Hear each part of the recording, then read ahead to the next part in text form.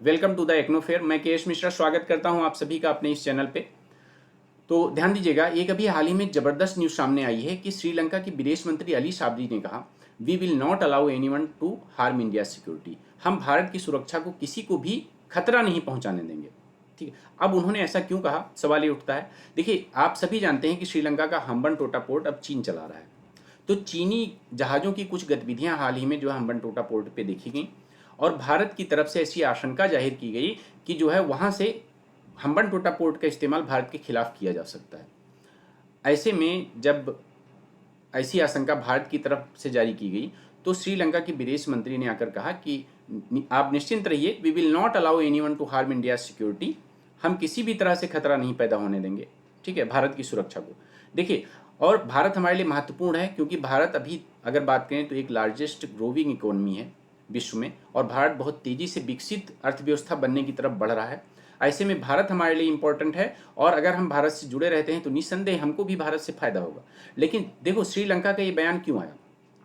श्रीलंका का बयान आने की वजह क्या थी कि देखिए, आपने पहले देखा होगा कि श्रीलंका और भारत के बीच में कुछ थोड़े बहुत कॉन्फ्लिक्ट्स आपको देखने मिले, क्योंकि जहाँ भी चाइना का हस्तक्षेप होता है जिस भी देश में, वहाँ पे भारत और जो है के साथ में कॉन्फ्लिक्ट देखने को मिल ही जाते हैं। लेकिन जब अभी आपने देखा कि श्रीलंका में किस तरह की पॉलिटिकल क्राइसिस हुई, किस तरह की इकोनॉमिक क्राइसिस हुई, तो उसमें भारत ने बढ़ चढ़कर श्रीलंका का साथ दिया, और इवन श्रीलंका के साथ हमेशा भारत खड़ा रहा। कोविड टाइम में भी भारत ने हमेशा जो है श्रीलंका की बहुत ज़्यादा मदद की, फिर चाहे वो मेडिसिन से रिलेटेड हो, चाहे फूड सिक्योरिटी से रिलेटेड हो। और भारत ने जो है उसके क्राइसिस के टाइम में भी उसकी बहुत सारी सहायता की। इवन और भी संस्थाओं ने, जैसे IMF ने भी बहुत बड़ी सहायता की है उसको, और भी देशों ने भी की है, लेकिन उसमें भारत सबसे प्रमुख रहा है। ऐसे में जो है भारत निसंदेह जो है श्रीलंका के लिए इंपॉर्टेंट है। श्रीलंका ये दिखाना चाहता है कि भाई भारत, आप हमारे लिए इंपॉर्टेंट हो, ठीक है, और हम आपसे किसी भी तरह से दुश्मनी नहीं रखना चाहते हैं, ठीक है। उसका कारण एक और है, उसने ये भी कहा कि देखिए, जैसे हमें रिपोर्ट्स में पता चला है कि चाइना आपका सबसे बड़ा बायलैटरल ट्रेड पार्टनर बन के उभरा है। जैसे अभी मैंने आपको रिपोर्ट में पढ़ाया था कि चाइना ने बायलैटरल ट्रेड के मामले में अमेरिका को पीछे छोड़ दिया है, और अभी भारत का सबसे बड़ा बायलैटरल ट्रेड पार्टनर चाइना बन गया है। लगभग 118.4 बिलियन डॉलर के का व्यापार, 118.4 बिलियन डॉलर का व्यापार जो है चाइना के साथ में हुआ है। इसमें सबसे ज़्यादा आयात, लगभग में 101 बिलियन डॉलर का आयात हमने जो है चाइना से किया है, ठीक है। इस टॉपिक पे कभी कभी लोग जज्बाती हो जाते हैं कि एक तरफ सरकार जो है चाइना से इतने कॉन्फ्लिक्ट चल रहे हैं, फिर भी सरकार इतना ज़्यादा व्यापार बढ़ा रही है। तो यहाँ ध्यान दीजिएगा, यहाँ पर आप जज्बाती मत होइए, आप उसको इकोनॉमिक पॉइंट व्यू से समझिए। देखिए, मैंने आपको पढ़ाया है कि डिमांड क्रिएट्स सप्लाई। तो अगर चाइना के साथ 101 बिलियन डॉलर का हम जो है केवल आयात कर रहे हैं, तो इसका मतलब क्या है कि हम आप चाइनीज प्रोडक्ट्स और सर्विसेज की डिमांड कर रहे हैं। हमारे देश की पब्लिक चाइनीज प्रोडक्ट्स और सर्विसेज के प्रति ज़्यादा अट्रैक्ट है, और वहाँ की के प्रोडक्ट्स और सर्विसेज की ज़्यादा डिमांड कर रही है।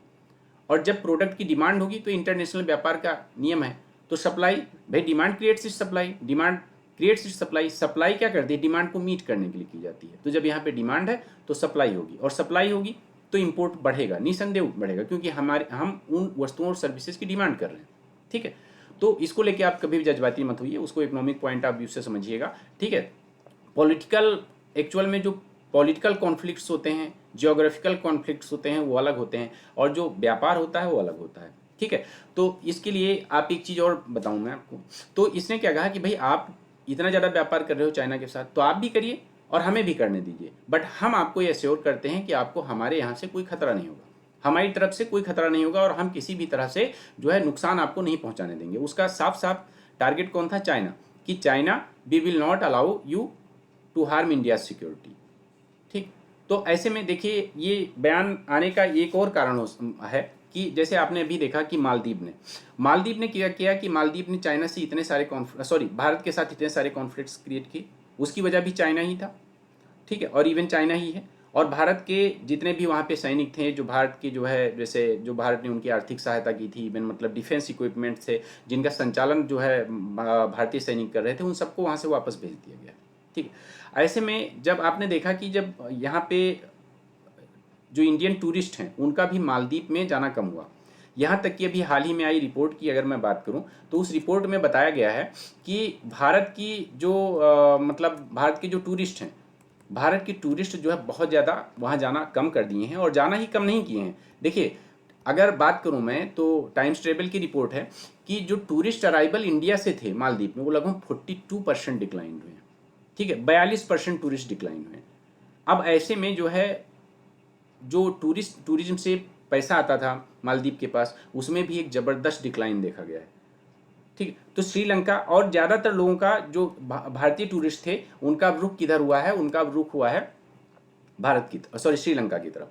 तो श्रीलंका भी उसको एक अपॉर्चुनिटी के रूप में देख रहा है कि जिस हिसाब से जो है मालदीव से और टूरिस्ट भारत के हमारी तरफ जो है आकर्षित हो रहे हैं, तो ये भी एक श्रीलंका के लिए क्या है, श्रीलंका के लिए एक अपॉर्चुनिटी है। तो ऐसे में श्रीलंका किसी भी तरह से जो है भारत से दुश्मनी नहीं लेना चाहता है और भारत के खिलाफ नहीं बोलना चाहता है। आप देखते हैं कि श्रीलंका भारत का अगर देखें तो मरीन बाउंड्री भी दोनों शेयर करते हैं, इस वजह से दोनों देशों के साथ व्यापार भी बहुत आसान है। ठीक है, व्यापार करना भी दोनों देशों के साथ बहुत आसान है। इसके अलावा मैं एक चीज़ और आपको बताना चाहूँगा, एक्चुअली एक बेसिक रीजन, सबसे बड़ा रीजन क्या है, इसने इस बार देखिए, इस बार ब्रिक्स की मीटिंग हुई है, ब्रिक्स की अध्यक्षता कौन कर रहा है, रसिया। इस बार की जो ब्रिक्स की मीटिंग है वो कहाँ होने वाली है, रसिया में। ठीक है, और जो श्रीलंका है वो श्रीलंका भारत की तरफ इस नज़र से देख रहा है कि जैसे अभी आपने देखा कि ब्रिक्स में कई कंट्रीज ऐड हुए हैं ब्रिक्स समूह में, तो ब्रिक्स में श्रीलंका चाहता है कि भारत जो है श्रीलंका का ब्रिक्स ग्रुप में शामिल होने में क्या करें, सहायता करें। ठीक, तो ये भी एक श्रीलंका की स्ट्रेटजी है कि श्रीलंका भारत के साथ इस तरह से आके खड़ा हो गया है कि भाई चाइना, हम तुम्हें बिल्कुल भी किसी भी तरह से नुकसान भारत के लिए नहीं बनने देंगे। ठीक, क्योंकि इस वक्त अगर मान लिया जो उसकी स्थिति है, बहुत छोटी इकॉनमी है, अब ऐसे में जो उसकी स्थिति है अगर वो ब्रिक्स में शामिल होता है तो निसंदेह भारत ही है जो उसको ब्रिक्स में शामिल होने में सहायता कर सकता है। ऐसे में वो भारत की तरफ इस नज़र से देख रहा है कि भारत आप हमारी सहायता करो और जो है हम ब्रिक्स में शामिल होने में, और बाकी हम आपके साथ खड़े हैं। ठीक, तो ये सब कुछ पॉइंट्स हैं जो मैं आपको बताना चाहूँगा। अगर कोई अदर पॉइंट है जो आप लिखना जो है बताना चाहते हैं तो आप कमेंट में बता सकते हैं। साथ ही में आप लोग कमेंट में ये जरूर बताइएगा, क्या श्रीलंका का ब्रिक्स में शामिल होना, ब्रिक्स एक बड़ी अर्थव्यवस्थाओं का समूह है, ठीक है, ऐसे में क्या श्रीलंका जैसी छोटी इकोनॉमी का ब्रिक्स में शामिल होना अच्छा है, और अगर अच्छा है तो क्या अच्छा है उसमें, और अगर नहीं अच्छा है तो क्या अच्छा नहीं है। ठीक है, आप थोड़ा सा बताने की कोशिश करिएगा, मैं कमेंट में ये चीज़ जानने की ज़रूर कोशिश करूँगा। ठीक है, और साथ ही में आप एक बार मैं एक क्वेश्चन आपसे किसके सामने रखता हूँ कि इस बार भारत का 2023 में अगर देखें तो श्रीलंका के साथ बायलैटरल ट्रेड कितना रहा है, इसका आप जरूर कमेंट में हमें जवाब दीजिएगा। ठीक है, धन्यवाद आपका। मिलते हैं कल की क्लास में ऐसे ही छोटे छोटे वीडियो के साथ में मैं आपके साथ जानकारी साझा करता रहूँगा, जुड़ता रहूँगा आपके साथ, और कोशिश करूँगा कि इस डिस्कशन को हम लोग थोड़ा सा नए सिरे से और एक नए रूप में जो है आपके सामने प्रेजेंट करें, जो एक यूपीएससी डिस्कशन हो सके आपसे। ठीक है, धन्यवाद।